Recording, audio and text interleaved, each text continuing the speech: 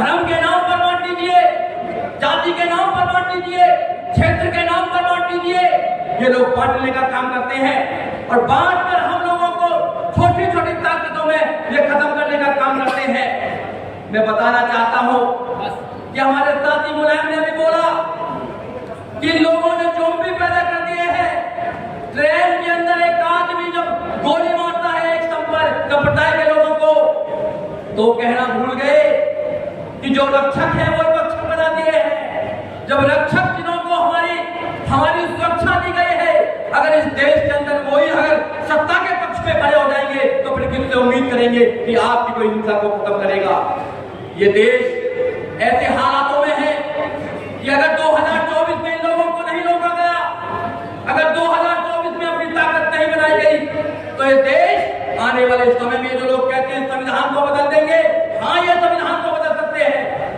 आपने देखा इनका एक मिनिस्टर था अनंत कुमार हेगड़े, उन्होंने कहा कि we are here to destroy this, we are here to change the constitution of India।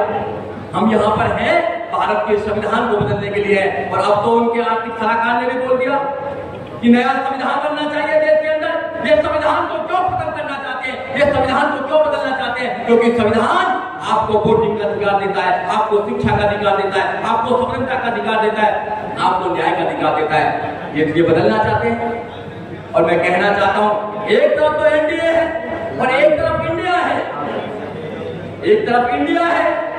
तो भारत के संविधान का आर्टिकल नंबर 1 क्या कहता है? India that is Bharat. और इस देश के बहुजन तो भारत में रहते हैं। जब तक आप भारत को नहीं मिलाएंगे, जब तक भारत को सम्मान नहीं करेंगे, तब तक भारत को अपने साथ नहीं मिलाएंगे। आप नहीं कर सकते, आप ऑल फ्री इंडिया नहीं कर सकते हैं। आप समझते हैं कि हमारी जो वोट है, क्या हम लोग तो वैसे आ जाएंगे जैसे आप लोगों ने हमारी वोटों को हमेशा से लेने का काम किया। हमको कभी मान सम्मान देने का काम नहीं किया, हमारी पीड़ा को देखने का काम नहीं किया इस देश के अंदर। हम लोग कैसे यहाँ से जन्म से लेकर मृत्यु तक कैसे सहन करते हैं, किसी ने इस बात पर कभी डिबेट करने की कोशिश नहीं करी। तो आज देख लीजिए आप देश के अंदर क्या हो रहा है। उन लोगों ने हमें विप्लव किया है, उन लोगों ने हमें नफरत के जाल में फंसा दिया है। ये नफरत का जाल इतना बड़ा हो गया है मेरे भाइयों कि अगर आज आप नहीं संभले तो कैसे संभलेंगे। हम पीड़ित हैं इस बात के, हम संविधान के रक्षक हैं देश के अंदर, क्योंकि संविधान में हम सब लोगों को आजादी का अधिकार मिला है। हम जानते हैं, हम जीते हैं संविधान को, हम संविधान को मात्र पढ़ते नहीं है। इसलिए हमारा एक आदमी आज तैयार है इस सरकार को बदलने के लिए। हम ऐसे नहीं घूम रहे हैं देश के अंदर, हम लोगों को बता रहे हैं कि आपके अधिकारों को, आपके बच्चों के अधिकारों को खत्म किया जा रहा है। आपको एक ऐसी नफरत की तरफ डाला जा रहा है कि आप प्लेन में भी देखेंगे तो वॉयलेंस होता है। नूह में आपने देखा, ये प्रयोग कर देखते हैं। आप आसाम की घटना ले लीजिए, आप अखलाक की घटना ले लीजिए, आप पहलगाम की घटना ले लीजिए, आप हाथरस की घटना ले लीजिए। जब हाथरस में एक दलित बेटी को तेल छिड़ककर रात को 2 बजे जला दिया जाता है, मुख्यमंत्री देखता रहता है और वहां की पुलिस वहां के लोगों का मुंह बंद कर देती है, तो फिर आप लोगों ने आवाज क्यों नहीं उठाई? देश के लोगों ने आवाज, कुछ हमारे लोगों ने आवाज उठाई। इसलिए मैं कहना चाहता हूँ, हिंसा सबके लिए बुरी बात है।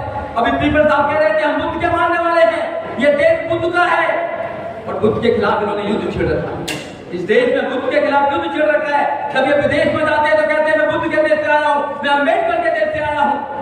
और यहाँ पर भारत के अंदर बुद्ध के लोगों के खिलाफ इन्होंने युद्ध छेड़ रखा है। ये समझना पड़ेगा आपको, ये एक पीढ़ी को गुलाम बनाने का जो षड्यंत्र है, ये दिन पे दिन आप लोगों के सारे अधिकारों को खत्म करते जा रहे हैं। और मेरे मुसलमान भाइयों, आप लोगों पर जो अत्याचार हो रहा है, अगर आप एनआरसी हो, अगर इस देश में आपके ऊपर जो जुल्म हो रहा है, तो बहुजन समाज अपना बाबा साहब डॉक्टर अम्बेडकर का संविधान और झंडा लेकर खड़ा होता नहीं होता। तो बताइए आप लोग, हम लोग वैचारिक रूप से एक साथ हैं, क्योंकि समस्या आपकी एक है और हमारी भी वही समस्या है, इसलिए हमारा दर्द एक है। और हम लोग आपस में नहीं समझेंगे तो कौन समझेगा इस देश के अंदर हमारी समस्या को? हमें अपनी पावर खुद बनानी है, हमें अपनी पावर खुद बनानी है।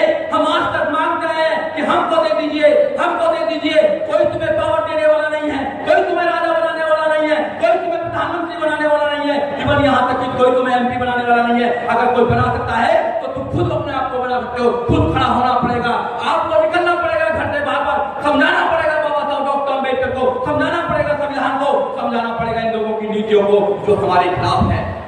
आप लोग तैयार हैं इस बात के लिए?